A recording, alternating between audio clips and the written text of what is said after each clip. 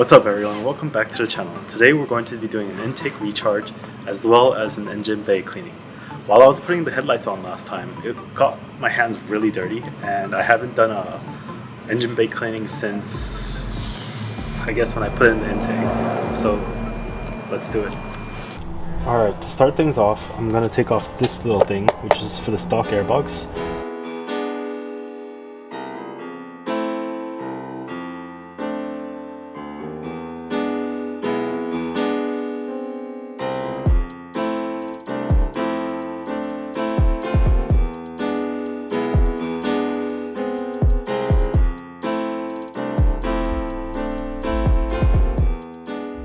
Because I don't want anything to get in the intake, I'm going to put this microfiber inside the hole. Today we're going to be using the K&N Recharger Kit. I think it comes in multiple colors like red, blue, and black, but while I was ordering off Amazon, it only had the option of red.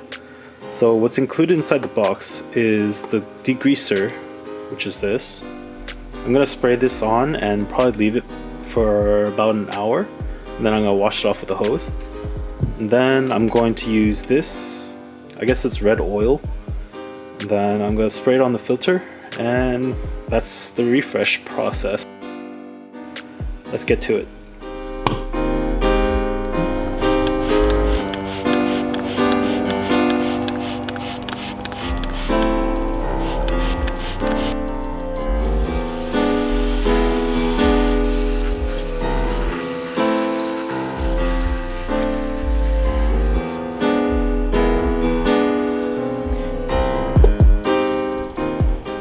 Today we're going to be using Chemical Guy's all-purpose cleaner and a couple brushes.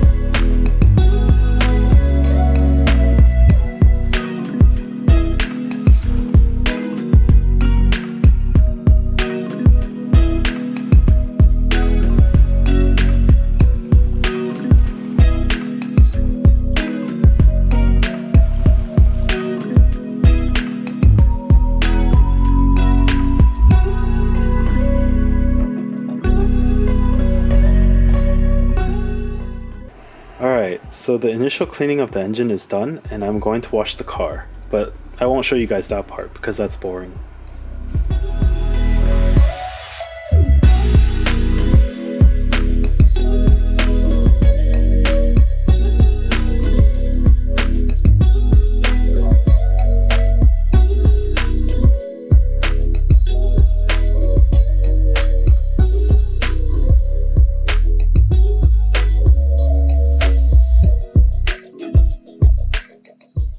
Alright, now we're on the final part. I'm just going to detail the engine and that should be the end of the engine bay cleaning.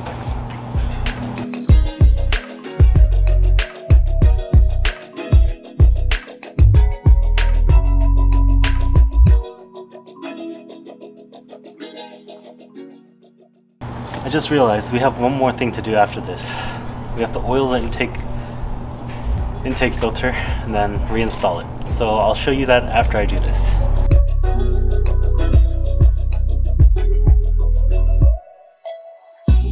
Alright guys, so time to recharge the filter. I'm going to use this little metal portion as my reference point, and I'm going to go all the way around and make it all red.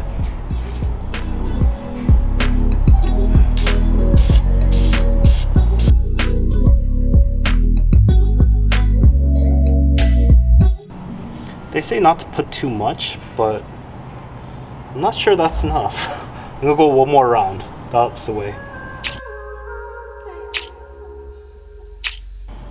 Alright, and that's how you oil a filter. Hopefully. Let's get back to installing this.